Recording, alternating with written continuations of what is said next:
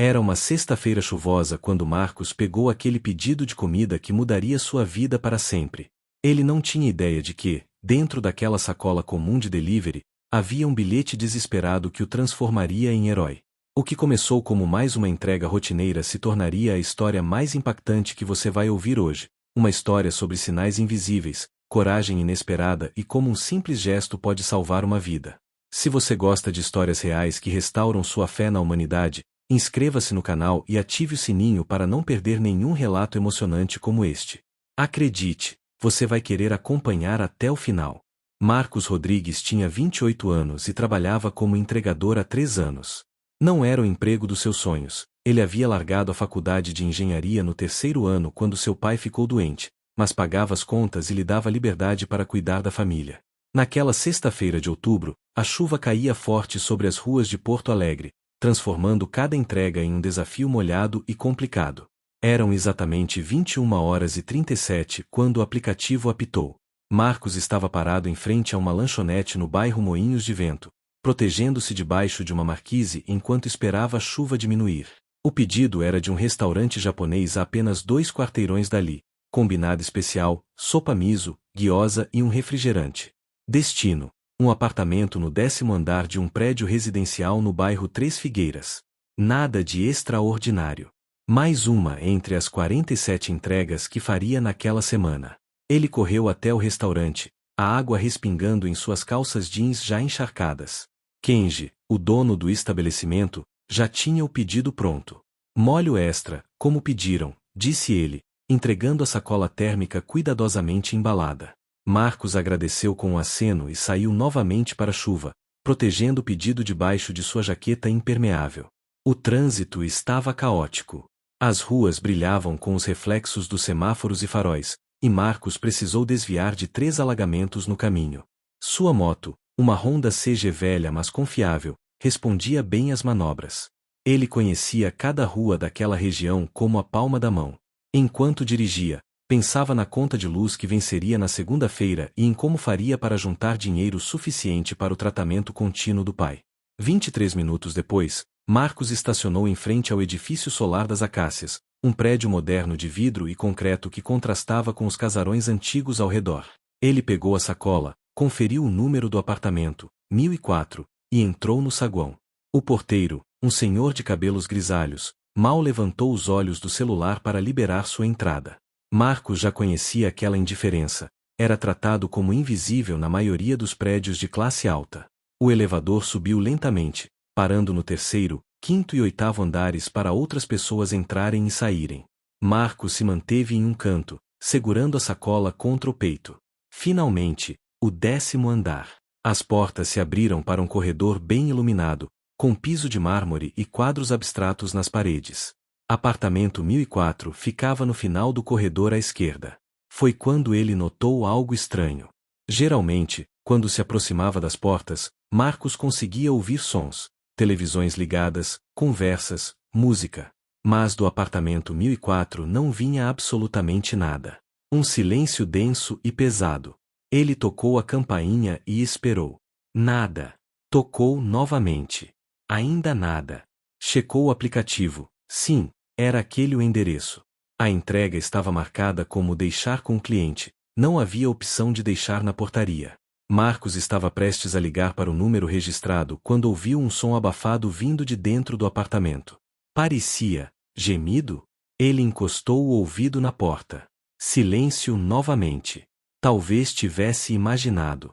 Mas então veio outro som, mais claro dessa vez. Definitivamente era alguém tentando falar, mas a voz estava sufocada, distante. Seu coração começou a bater mais rápido. Algo estava errado. Marcos tocou a campainha mais uma vez, agora mantendo o dedo pressionado por mais tempo. O som ecoou por dentro do apartamento, mas ninguém veio atender. Foi então que ele decidiu checar a sacola antes de chamar o porteiro. Às vezes clientes deixavam instruções especiais em bilhetes. Ele abriu o zíper da sacola térmica e foi quando viu. Entre os recipientes de comida, havia um pequeno papel amarelo dobrado, do tipo que se usa para recados rápidos. Não era o ticket do restaurante, era algo manuscrito, colocado ali propositalmente. Com mãos trêmulas, Marcos desdobrou o papel. A letra era apressada, quase ilegível em alguns pontos, escrita claramente sob extremo estresse. E o que estava escrito ali fez o sangue de Marcos gelar nas veias. Ajuda! Ele está aqui. Não consigo falar. Ligar polícia. Apartamento 1004. Por favor. Marcos releu o bilhete 3 vezes, cada palavra perfurando sua consciência como uma lâmina afiada. Suas mãos tremiam tanto que quase deixou o papel cair. O corredor à sua volta pareceu ficar mais estreito, o silêncio mais opressor. Ele olhou para a porta do apartamento 1004 como se ela pudesse se abrir a qualquer momento e revelar algo terrível. A primeira reação foi de paralisia completa. Seu cérebro tentava processar a situação. Alguém dentro daquele apartamento estava em perigo.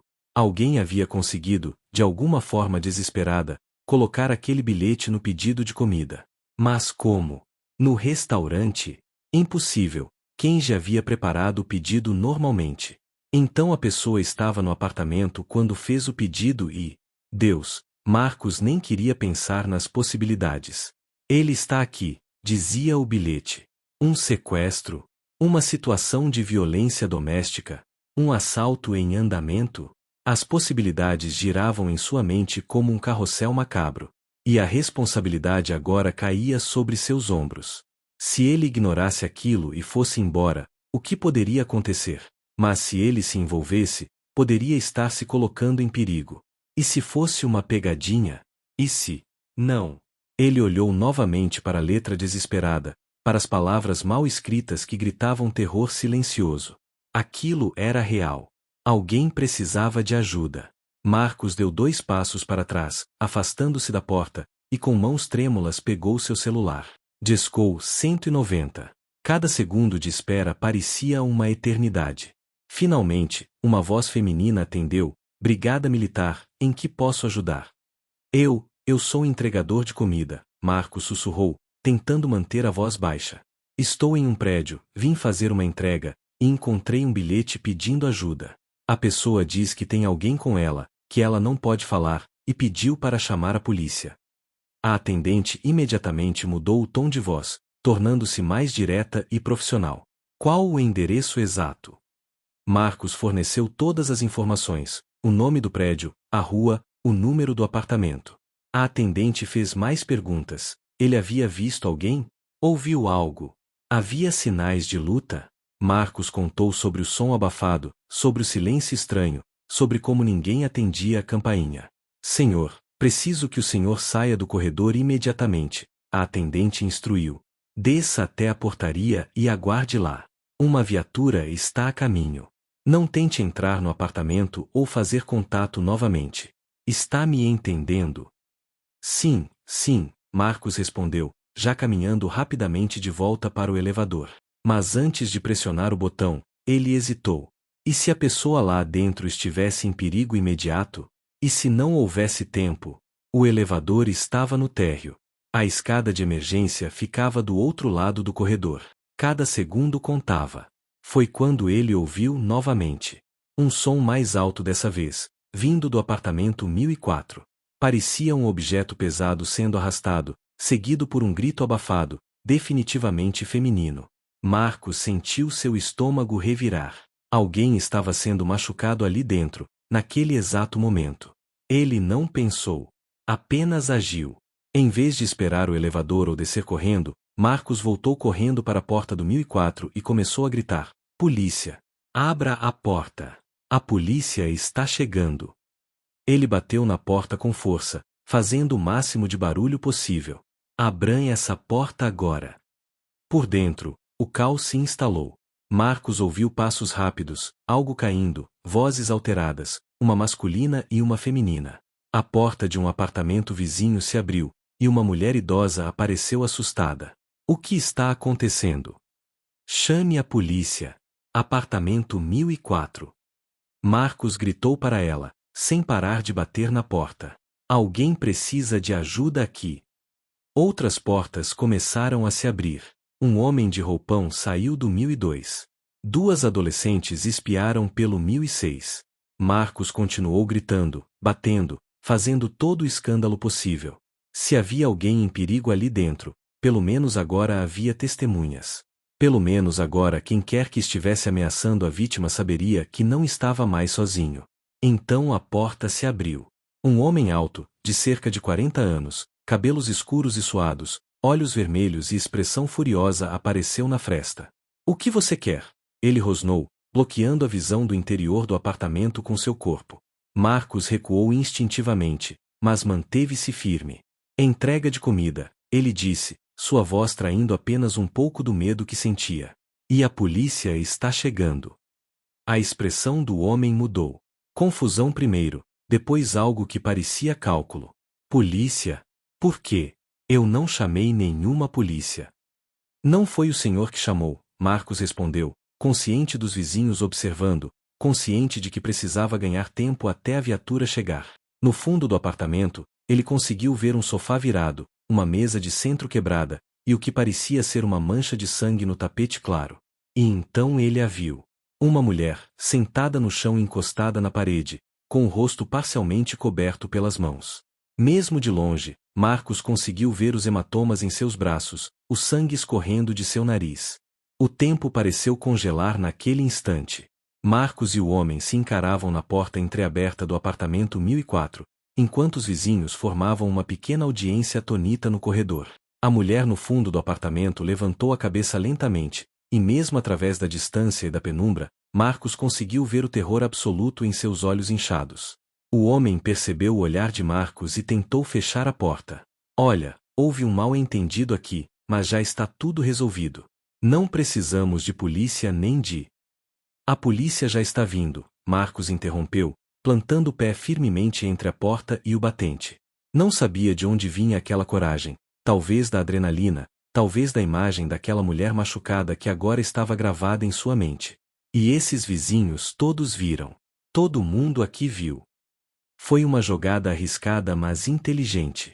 Ao tornar o incidente público, ao transformar aqueles vizinhos em testemunhas, Marcos estava criando uma rede de proteção. O homem olhou ao redor, vendo os rostos nas portas abertas, alguns já com celulares nas mãos gravando ou fotografando. A mulher idosa do apartamento vizinho deu um passo à frente.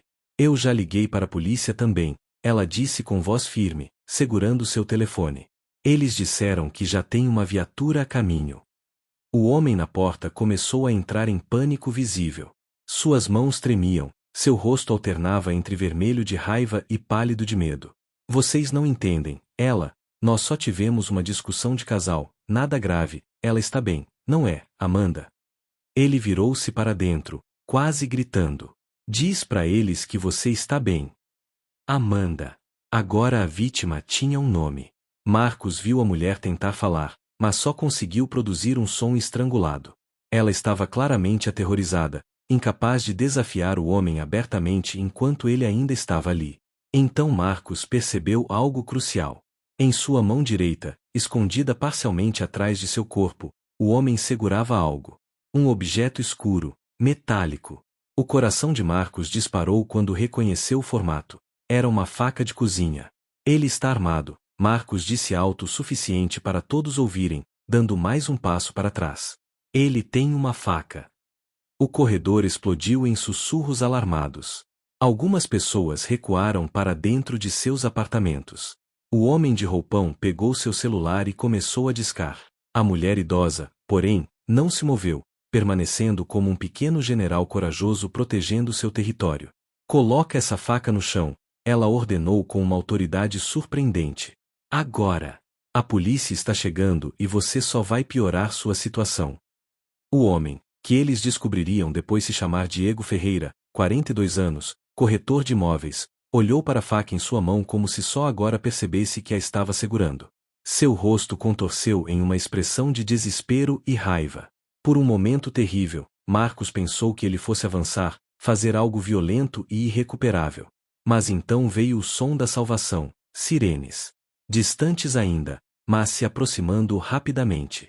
O efeito foi imediato. Diego largou a faca no chão com um baque metálico e ergueu as mãos. Tudo bem, tudo bem. Eu não estava fazendo nada. Foi só uma discussão. Marcos ouviu passos rápidos nas escadas de emergência. A polícia havia decidido não esperar o elevador. Segundos depois, 2 policiais militares surgiram no corredor, mãos em suas armas, avaliando rapidamente a situação. Ele tem uma faca no chão aí dentro, Marcos disse imediatamente, apontando. E tem uma mulher machucada no apartamento. Um dos policiais, um sargento de cerca de 35 anos com expressão séria, avançou imediatamente. Senhor, afaste-se da porta com as mãos onde eu possa vê-las. Diego obedeceu, recuando para dentro do apartamento com as mãos levantadas. Os policiais entraram rapidamente, um deles indo diretamente verificar Amanda enquanto o outro continha Diego. Está tudo bem, senhora, Marcos ouviu o policial dizer gentilmente a Amanda. A senhora está segura agora. Ninguém vai machucá-la. O choro veio então, alto e dilacerante. Anos de dor, medo e abuso finalmente encontrando vazão em soluços incontroláveis. Marcos sentiu lágrimas picarem seus próprios olhos. Ele não conhecia aquela mulher, nunca tinha visto antes daquela noite, mas naquele momento sentiu uma conexão profunda. A conexão entre alguém que pediu ajuda e alguém que a ouviu. Mais policiais chegaram, incluindo uma policial feminina que assumiu o cuidado de Amanda. O apartamento foi isolado. Diego foi algemado e lido seus direitos, protestando alto que tudo era um grande mal-entendido, que sua namorada era louca e dramática, que ele nunca faria nada para machucá-la. As palavras vazias e patéticas de todo agressor confrontado. Um detetive chegou cerca de 20 minutos depois, um homem de meia-idade com olhar cansado mas gentil chamado investigador Cardoso. Ele conversou primeiro com Amanda, que estava sendo atendida por paramédicos que haviam chegado logo atrás da polícia. Depois, ele se voltou para Marcos. Você é o entregador que fez a denúncia? Marcos assentiu, ainda tremendo ligeiramente pela adrenalina. Sim, senhor. Eu encontrei um bilhete no pedido. Pode me mostrar? Marcos entregou o pequeno papel amarelo, agora amassado e úmido de suas mãos suadas. Cardoso o examinou cuidadosamente, depois olhou para Marcos com algo que parecia profundo respeito. Você salvou a vida dela essa noite. Sabe disso, não sabe? As palavras atingiram Marcos como um soco no estômago. Salvou uma vida. Ele havia saído de casa naquela noite pensando apenas em completar suas entregas, ganhar seu dinheiro, voltar para casa. E agora estava ali, tendo alterado fundamentalmente o curso da existência de outra pessoa. Como ela conseguiu colocar o bilhete no pedido? Marcos perguntou, ainda tentando entender. Cardoso sorriu tristemente. Ela foi muito esperta. Fez o pedido pelo aplicativo quando ele estava no banheiro. Usou a instrução especial para pedir que o restaurante colocasse um bilhete dentro da sacola. O pessoal do restaurante provavelmente nem leu direito e apenas enfiou o papel que ela mandou na mensagem. Ela digitou o SOS formatado como se fosse parte do pedido normal. Marcos se lembrou de Kenji entregando o pedido, dizendo molho extra, como pediram. Ele nem havia notado o bilhete até estar na porta. Amanda havia sido incrivelmente inteligente e corajosa, encontrando uma maneira de pedir ajuda sem alertar seu agressor. O que vai acontecer com ela? Marcos perguntou. Vamos levá-la ao hospital primeiro, documentar os ferimentos. Depois, ela vai prestar depoimento completo. Com base no que vimos aqui, os ferimentos, a faca, as testemunhas, ele não vai ser solto tão cedo. E ela vai receber proteção. Temos programas para vítimas de violência doméstica. Enquanto a cena do crime era processada e Diego era levado sob custódia, Amanda estava sendo tratada pelos paramédicos no corredor. Marcos permaneceu ali, incapaz de ir embora sem saber se ela ficaria bem. A policial feminina, identificada como Soldado Martins, permaneceu ao lado de Amanda o tempo todo, oferecendo água, palavras de conforto e garantias de segurança. Foi quando Amanda pediu para falar com ele. O entregador, ela disse entre soluços, sua voz rouca e quebrada. Onde está o entregador? Soldado Martins acenou para Marcos, que se aproximou hesitante. De perto, Amanda parecia ainda mais frágil. Ela tinha cerca de 30 e poucos anos, cabelos castanhos desarrumados, um olho completamente fechado pelo inchaço, lábio partido, hematomas no pescoço que pareciam marcas de dedos. Marcos sentiu raiva ferver dentro dele ao imaginar alguém fazendo aquilo com outra pessoa. Foi você, Amanda disse, tentando sorrir apesar da dor. Lágrimas corriam livremente por seu rosto machucado. Você recebeu meu bilhete. Você me salvou.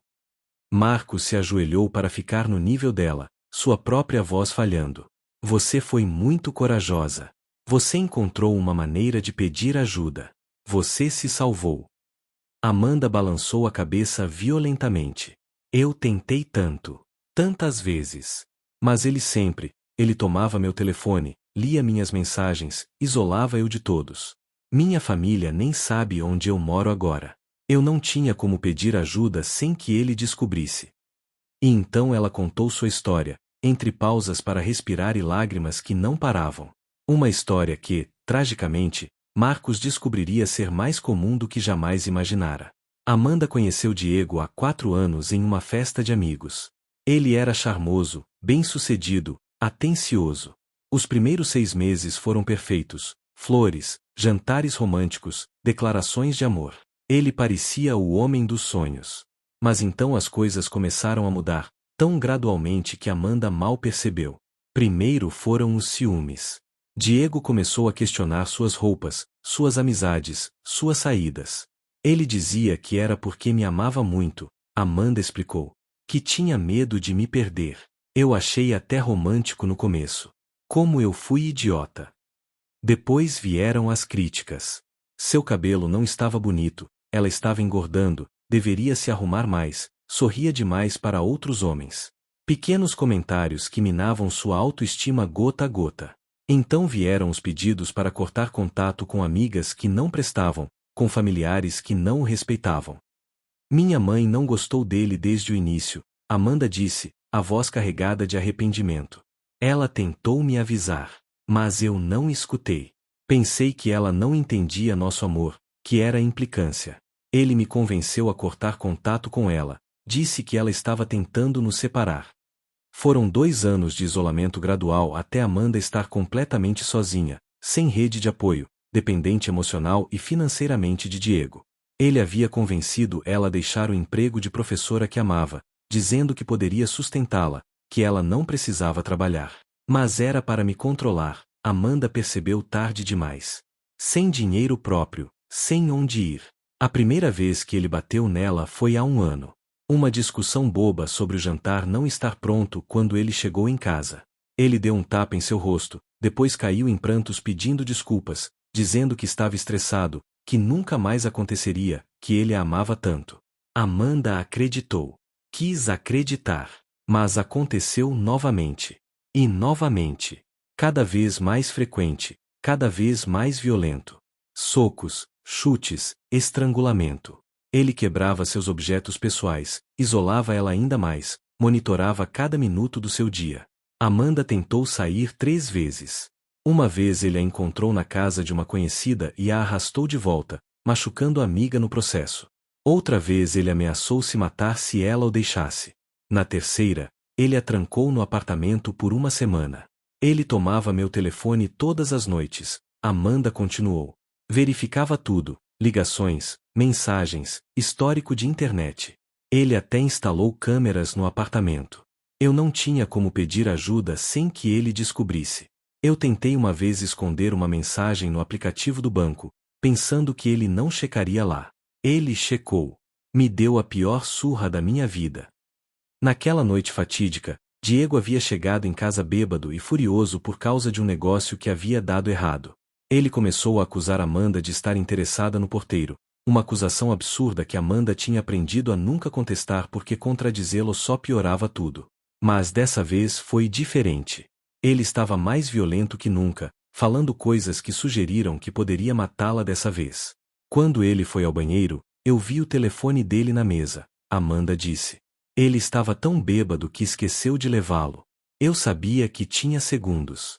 Abri o aplicativo de entrega, fiz o pedido mais rápido que consegui, e na parte de instruções especiais digitei aquele pedido de ajuda como se fosse parte normal do pedido. Rezei para que alguém lesse, para que alguém se importasse. Ela olhou para Marcos com olhos cheios de gratidão e dor. Você se importou. De todas as pessoas no mundo, você encontrou minha mensagem e se importou o suficiente para arriscar sua própria segurança. Eu nunca vou esquecer isso. Marcos sentiu lágrimas escorrendo por seu próprio rosto. Eu sinto muito por tudo que você passou. Ninguém merece isso. Ninguém. Investigador Cardoso se juntou a eles nesse momento.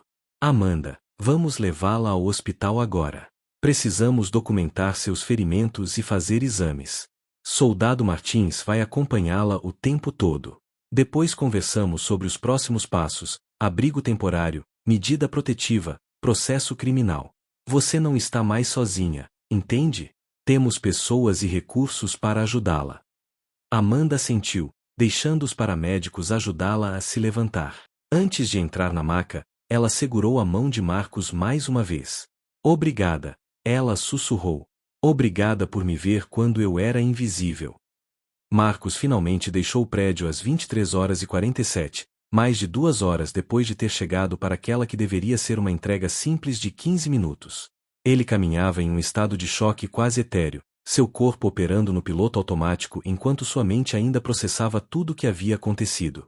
O porteiro, o mesmo que mal havia olhado para ele quando chegou, agora o observava com uma mistura de respeito e vergonha. Você fez uma coisa incrível aí em cima, ele disse quando Marcos passou. Marcos apenas assentiu, incapaz de formar palavras. Na rua, a chuva havia parado, deixando o ar limpo e fresco. Sua moto estava onde a havia deixado, paciente e fiel. Ele sentou no assento molhado e apenas ficou ali por um momento, tremendo. Não de frio, mas da liberação de toda a adrenalina acumulada. Ele havia pensado que conhecia medo, medo de não conseguir pagar as contas, de perder o pai, de fracassar na vida. Mas aquilo era diferente. Era o medo de estar face a face com a maldade humana, de quase presenciar uma tragédia, de saber que suas ações naquela noite significavam a diferença entre vida e morte para alguém. Seu telefone tocou. Era sua mãe, provavelmente preocupada porque ele não havia mandado sua mensagem de tudo bem de costume. Ele atendeu, e sua voz falhou imediatamente. Mãe. Marcos. Filho, o que foi? O que aconteceu? E ele contou tudo, cada detalhe, enquanto estava sentado naquela moto na rua escura. Sua mãe ouviu em silêncio, exceto por pequenos sons de surpresa e horror. Quando ele terminou, ela estava chorando. Você fez o que teu pai te ensinou, ela disse através das lágrimas. Fez a coisa certa, mesmo quando era difícil, mesmo quando era perigoso. Ele ficaria tão orgulhoso de você. Eu estou tão orgulhosa de você. Marcos não tinha percebido o quanto precisava ouvir aquilo. Ele havia abandonado a faculdade, estava trabalhando em um emprego que muitos consideravam inferior, lutando financeiramente. Havia dias em que se sentia um fracasso. Mas naquela noite, ele havia sido um herói. Não do tipo dos filmes, com superpoderes e capas. Mas do tipo real, alguém que viu alguém precisando de ajuda e escolheu agir. Nos dias seguintes, a história se espalhou. Primeiro entre os outros entregadores, depois nas redes sociais, depois na mídia local. Entregador salva mulher de violência doméstica com bilhete escondido em pedido de comida, gritavam as manchetes. A foto de Marcos, tirada por um dos policiais com sua permissão, circulou amplamente. Ele se tornou, temporariamente, uma pequena celebridade. Kenji, do restaurante japonês, o chamou pessoalmente. Marcos, você não sabe o que isso significa para nós. Saber que ajudamos a salvar uma vida, mesmo sem saber. Estamos tão orgulhosos. Você sempre terá comida grátis aqui. A empresa de delivery para a qual Marcos trabalhava o contatou. Eles queriam fazer dele um embaixador da segurança, criando protocolos para entregadores identificarem e responderem a pedidos de ajuda escondidos. Marcos concordou, mas com uma condição: parte dos recursos deveria ir para organizações que ajudavam vítimas de violência doméstica. As mensagens começaram a chegar. Centenas delas. Outras vítimas de abuso compartilhando suas histórias, agradecendo por trazer visibilidade ao problema. Algumas eram dilacerantes, mulheres que ainda estavam presas em relacionamentos violentos, buscando esperança na história de Amanda. Marcos respondeu a quantas pôde, sempre encaminhando recursos e números de ajuda. Mas também vieram as críticas. Algumas pessoas questionavam por que Amanda não havia simplesmente saído antes. Por que ela ficou tanto tempo? Por que não denunciou? Marcos se viu defendendo Amanda repetidamente, explicando o ciclo de abuso, a manipulação psicológica, o isolamento sistemático. Ele não entendia plenamente antes daquela noite, mas agora estava aprendendo. Uma semana depois do incidente, investigador Cardoso ligou para Marcos. Pensei que você gostaria de saber. Diego foi formalmente acusado de sequestro, ameaça, lesão corporal grave e violência doméstica qualificada. Com as evidências que temos, seu depoimento, dos vizinhos, as fotos do apartamento, o histórico médico de Amanda que conseguimos rastrear, ele vai pegar uma pena significativa. E Amanda está segura.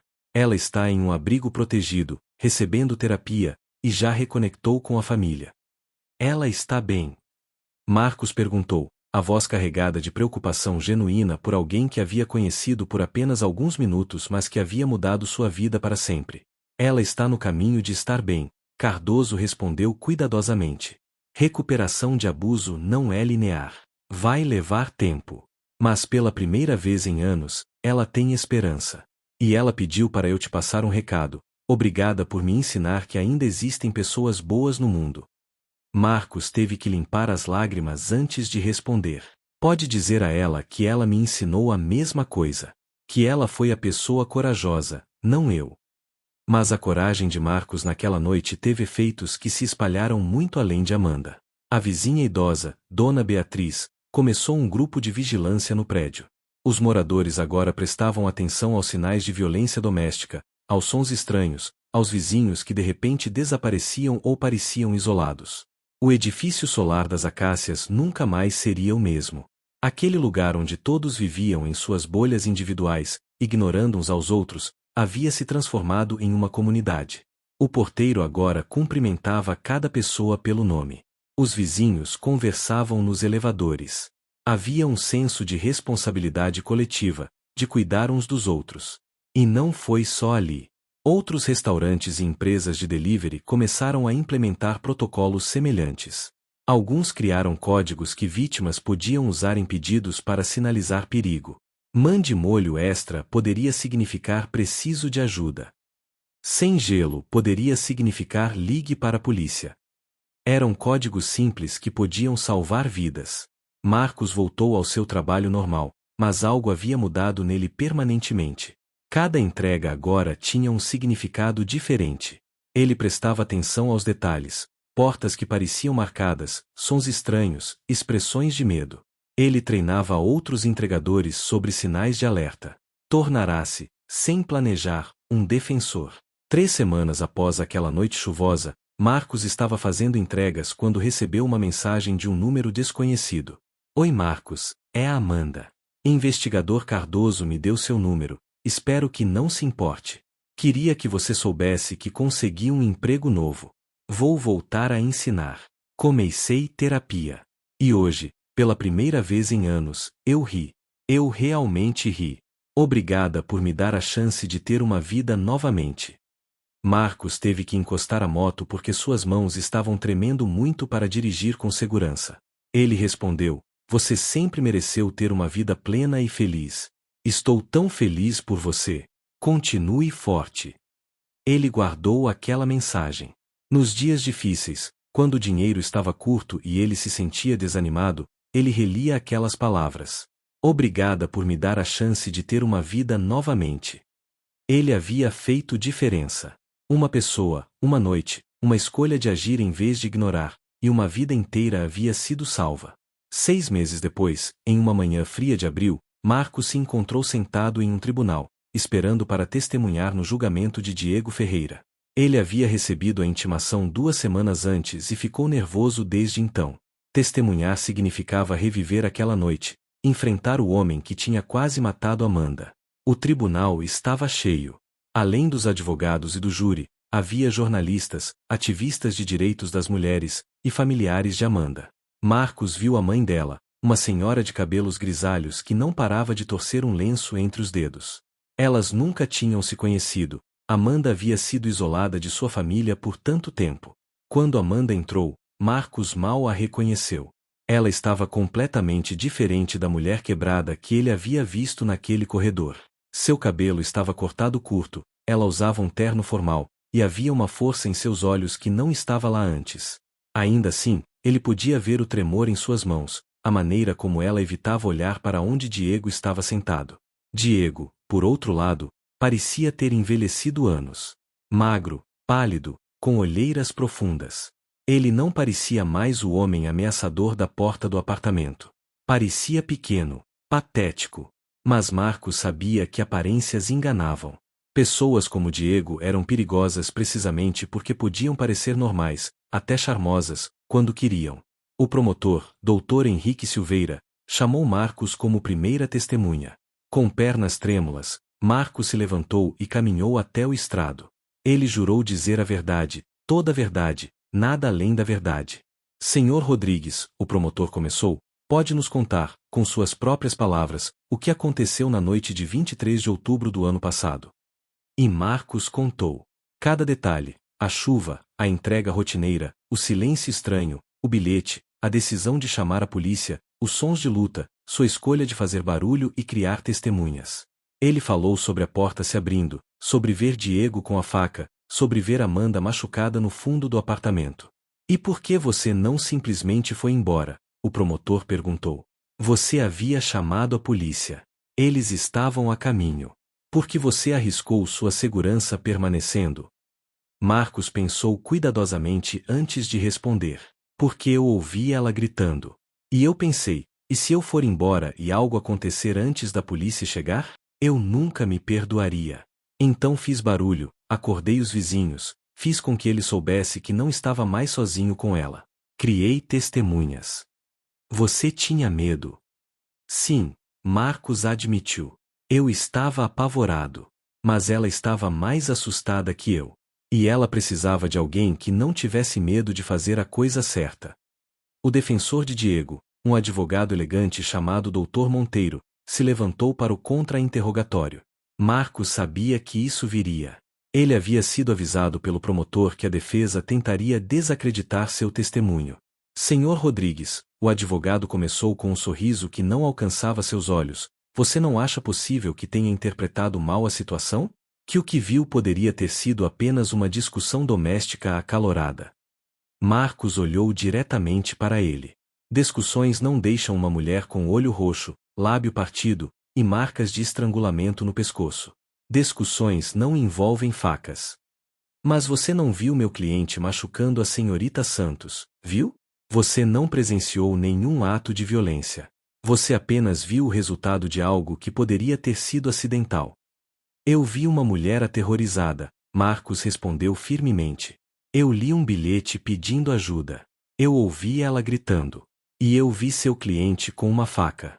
Não havia nada de acidental ali. O advogado tentou mais algumas táticas, mas Marcos não vacilou. Ele havia vivido aquela noite. Ele sabia o que viu. Nenhuma argumentação legal poderia mudar os fatos. Depois foi a vez de Amanda testemunhar.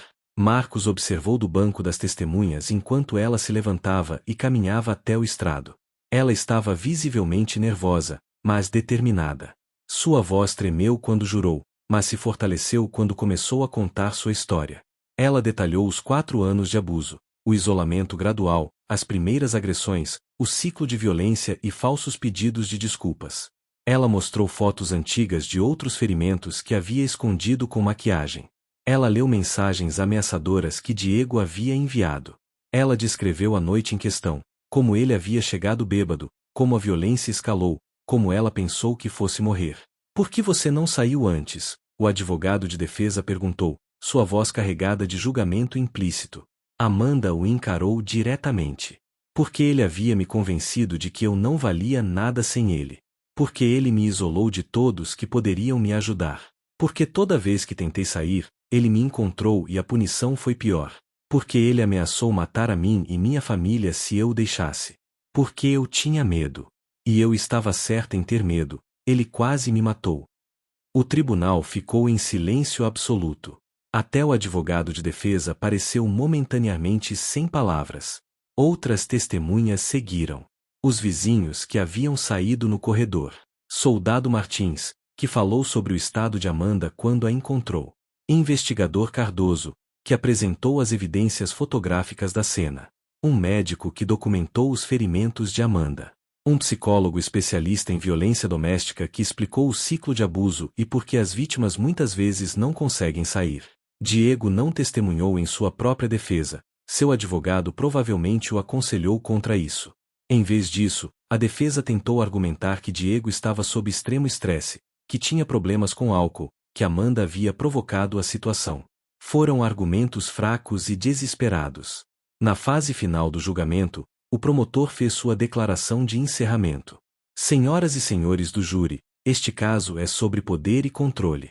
Diego Ferreira sistematicamente destruiu a vida de Amanda Santos, sua autoestima, suas relações, sua liberdade. E quando ela finalmente encontrou uma maneira corajosa e criativa de pedir ajuda, ele quase a matou. Sem a bravura do Sr. Rodrigues, sem sua escolha de agir quando seria mais fácil ignorar, Amanda não estaria aqui hoje.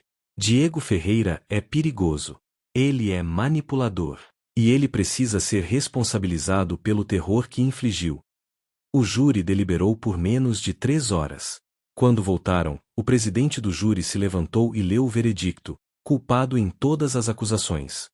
Amanda desmoronou em lágrimas nos braços de sua mãe. Diego permaneceu impassível, mas Marcos viu seus punhos se apertarem. O juiz marcou a sentença para 2 semanas depois. Na sentença, Diego recebeu 12 anos de prisão sem possibilidade de liberdade condicional antes de cumprir pelo menos 8. Também foi emitida uma ordem de restrição permanente. Ele não poderia se aproximar de Amanda nunca mais, mesmo após sair da prisão. Do lado de fora do tribunal, Amanda procurou Marcos. Eles não haviam falado pessoalmente desde aquela noite, apenas trocado algumas mensagens. Ela o abraçou forte, e ambos choraram. Você me deu minha vida de volta, ela disse. Não sei como agradecer. Você não precisa me agradecer, Marcos respondeu. Você é que foi corajosa. Você encontrou uma saída quando parecia não haver nenhuma. Você sobreviveu. Nós sobrevivemos, Amanda corrigiu, sorrindo através das lágrimas. E agora vamos prosperar. 1 ano depois daquela noite chuvosa que mudou tudo, Marcos estava em um pequeno palco em um centro comunitário, olhando para uma plateia de cerca de 100 pessoas. Ele nunca imaginou que se tornaria um palestrante, mas ali estava, prestes a compartilhar sua história mais uma vez, dessa vez para entregadores, funcionários de restaurantes e voluntários de abrigos. A maioria das pessoas pensa em heróis como bombeiros ou policiais, Marcos começou, sua voz mais firme agora depois de meses de prática. Mas heróis são também as pessoas comuns que escolhem prestar atenção, que escolhem agir quando seria mais fácil ignorar. Ele contou sua história, não apenas sobre aquela noite, mas sobre tudo que veio depois. Sobre como descobriu que violência doméstica afeta 1 em cada 3 mulheres em algum momento de suas vidas. Sobre como vítimas fazem uma média de 7 tentativas de deixar seus agressores antes de conseguirem sair definitivamente. Sobre como o período mais perigoso para uma vítima é quando ela tenta sair, quando o agressor sente que está perdendo o controle. Amanda teve sorte, Marcos disse. Ela conseguiu pedir ajuda de uma forma que seu agressor não detectou. Mas quantas outras vítimas não têm essa opção? Quantas estão sofrendo em silêncio agora mesmo, enquanto falamos? Ele explicou os sinais que entregadores e funcionários de serviços poderiam observar. Pedidos estranhamente específicos, mensagens codificadas, clientes que parecem nervosos ou assustados ao abrir a porta, sons de discussão ao fundo, ferimentos visíveis. Não estou dizendo para invadir a privacidade das pessoas, ele esclareceu. Mas para estar atento. E se algo parecer errado, confie em seus instintos. Após a palestra, pessoas se aproximaram com suas próprias histórias. Uma entregadora de pizza contou como havia notado uma criança com hematomas e chamado serviços de proteção. Um garçom compartilhou como criou um código com uma cliente regular que estava sendo abusada, permitindo que ela pedisse ajuda através de seu pedido habitual. Uma sobrevivente de abuso agradeceu a Marcos por trazer visibilidade ao problema. Mas nem tudo eram histórias de sucesso. Uma mulher, com lágrimas nos olhos, contou como sua irmã havia sido morta pelo ex-marido 2 dias depois de finalmente deixá-lo.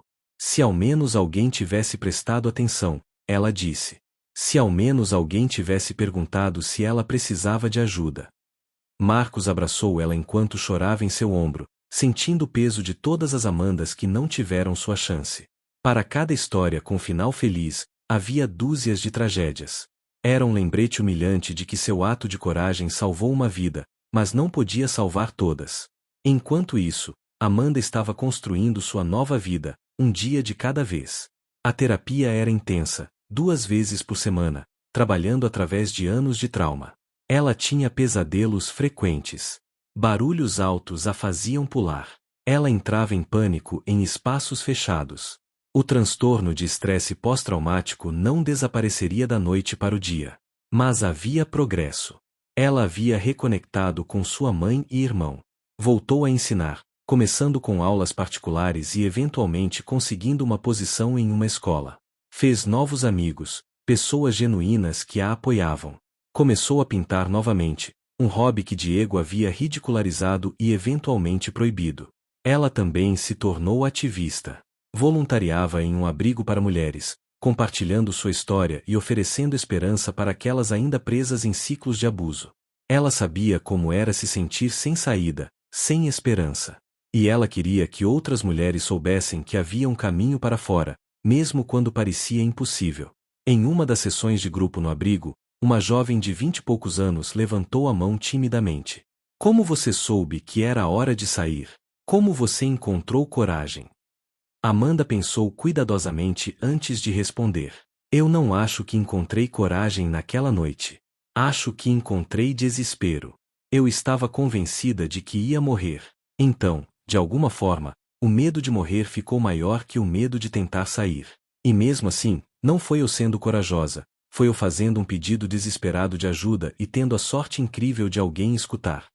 Ela olhou ao redor da sala, fazendo contato visual com cada mulher ali.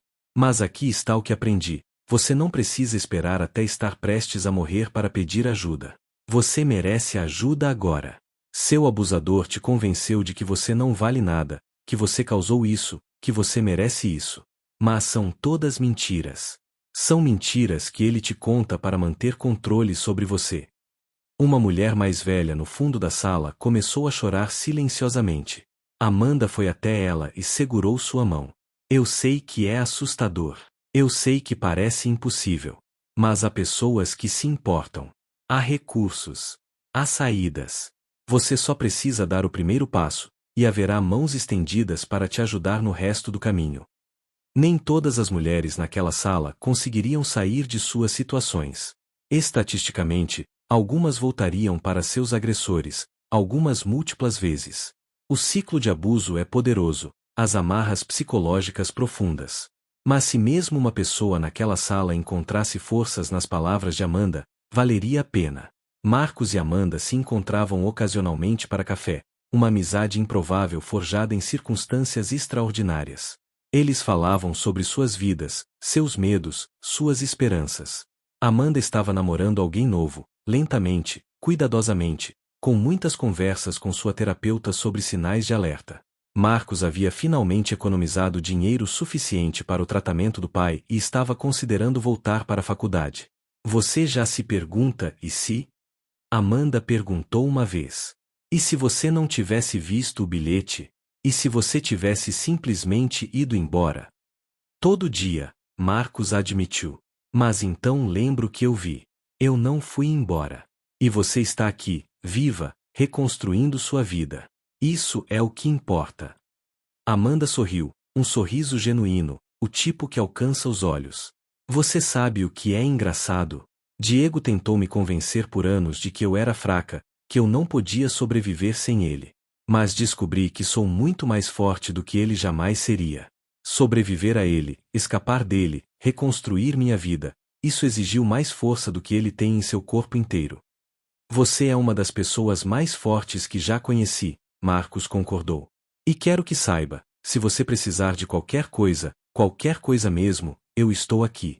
Sempre estarei. Eu sei, Amanda disse, apertando sua mão. E isso faz toda a diferença. 3 anos após aquela noite chuvosa, Marcos estava de pé em frente a um espelho, ajustando sua gravata nervosamente.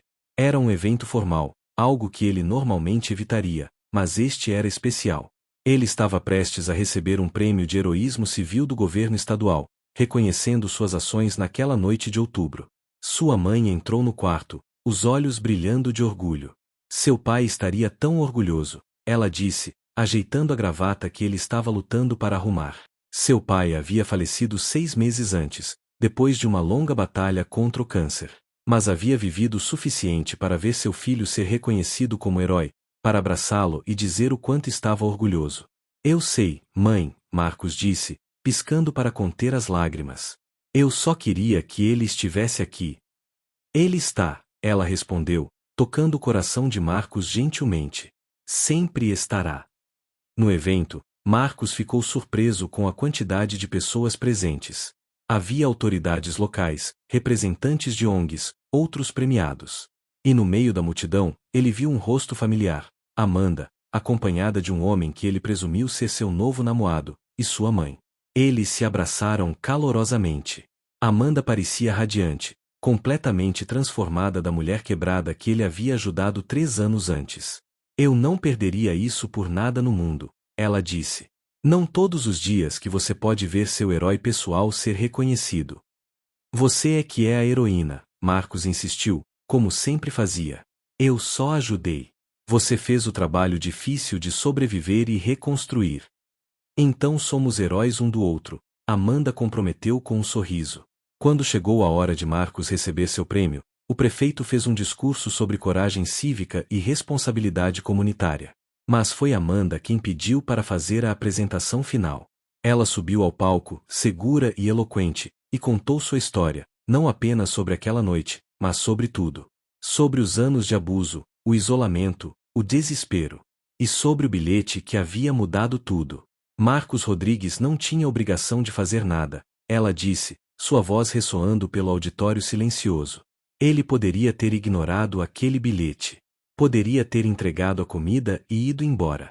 Poderia ter chamado a polícia e esperado em segurança. Mas ele escolheu mais. Ele escolheu arriscar sua própria segurança para proteger uma completa estranha. E essa escolha salvou minha vida. Ela fez uma pausa, limpando lágrimas. Mas a história não termina comigo. Por causa da publicidade deste caso, dezenas de outras vítimas encontraram coragem para pedir ajuda. Restaurantes e serviços de entrega implementaram novos protocolos. Comunidades começaram a prestar atenção. Marcos salvou uma vida naquela noite, mas as ondas dessa ação salvaram muitas mais. Amanda se virou para Marcos, que estava sentado com lágrimas escorrendo livremente por seu rosto.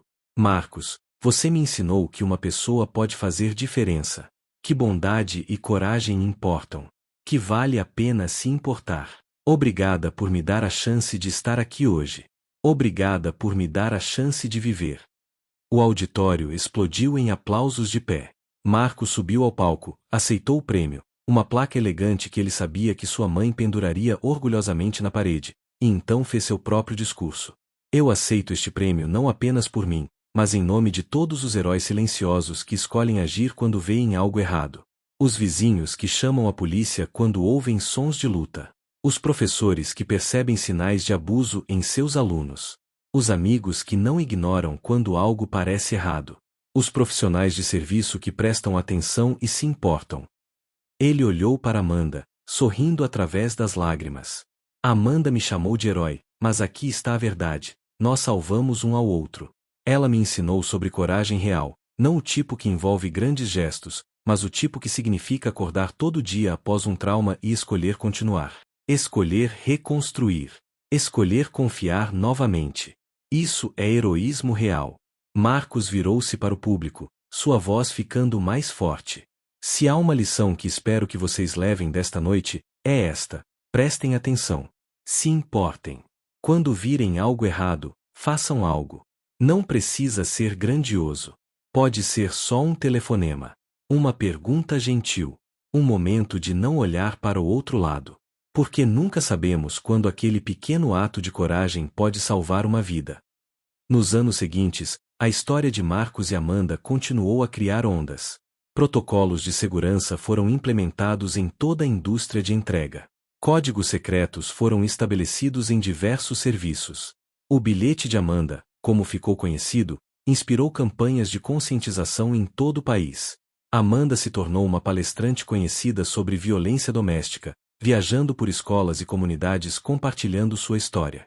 Ela escreveu um livro, A Vida Depois, Sobrevivendo e Prosperando Após Abuso, que se tornou um best-seller e ajudou incontáveis sobreviventes. Parte dos lucros ia para abrigos e programas de apoio. Marcos eventualmente voltou para a faculdade, formando-se em serviço social. Ele trabalhou diretamente com vítimas de abuso e suas famílias, usando sua história para criar conexões e confiança. Ele nunca esqueceu suas raízes como entregador e frequentemente dava palestras para trabalhadores de serviços sobre como identificar e responder a situações de risco. Eles se tornaram embaixadores de uma organização nacional contra a violência doméstica, viajando juntos, contando suas histórias, mudando políticas. Seu trabalho conjunto ajudou a aprovar legislação mais forte contra agressores e mais recursos para vítimas. Diego cumpriu sua sentença em silêncio. Ele foi rejeitado para a liberdade condicional várias vezes. Amanda não precisou mais pensar nele, ele era uma parte fechada de seu passado, não uma sombra sobre seu futuro. 10 anos depois daquela noite, Marcos estava em uma convenção de entregadores quando um jovem o abordou timidamente. Senhor Rodrigues. Eu só queria dizer que você é a razão pela qual escolhi este trabalho. Não apenas pelo salário, mas porque queria ser alguém que presta atenção. Que pode fazer diferença. Marcos sorriu, apertando a mão do jovem. Qual seu nome? Carlos, senhor. Carlos, você não precisa de uma história dramática como a minha para fazer diferença.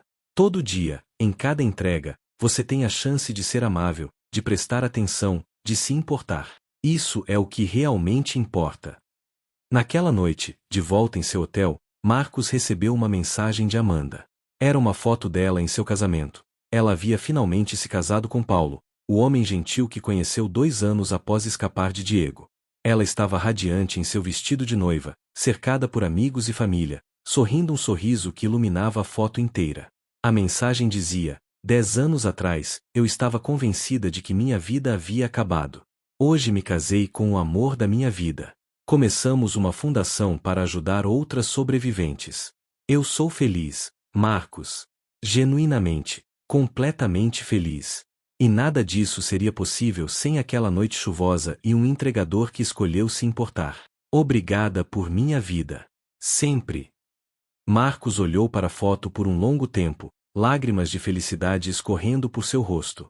Ele pensou em todas as vidas que haviam sido tocadas, mudadas, salvas por aquela única decisão de agir. Pensou em todas as Amandas que haviam encontrado coragem em sua história.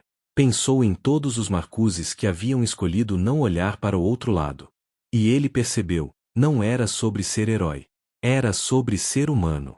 Era sobre escolher, em um mundo que muitas vezes nos ensina a ignorar, a ficar indiferentes, a manter nossas cabeças baixas, escolher ver, se importar e agir. Aquela noite chuvosa de outubro havia mudado 2 vidas para sempre. Mas através dessas 2 vidas, havia mudado incontáveis outras. Como ondas em um lago, um único ato de coragem criou círculos que se expandiram muito além do que Marcos ou Amanda jamais poderiam ter imaginado. E em algum lugar, naquela mesma noite, outro entregador, inspirado pela história de Marcos, estava prestando atenção a um detalhe estranho em uma entrega. Outro vizinho estava escutando sons preocupantes através da parede. Outro sobrevivente estava encontrando coragem em um bilhete desesperado. O legado de uma noite continuava, uma escolha corajosa de cada vez. Marcos respondeu à mensagem de Amanda: você merecia toda a felicidade do mundo. Ver você prosperar é o maior presente que poderia receber. Parabéns, Amanda. Você é incrível. Ele se levantou e foi até a janela, olhando para a cidade iluminada lá embaixo. Milhares de vidas acontecendo simultaneamente, cada uma com suas próprias lutas, medos e esperanças. Quantas delas precisavam de ajuda agora mesmo? Quantas estavam esperando por um sinal de que não estavam sozinhas? Marcos não podia salvar todas. Mas havia salvado uma. E essa uma havia salvado outras.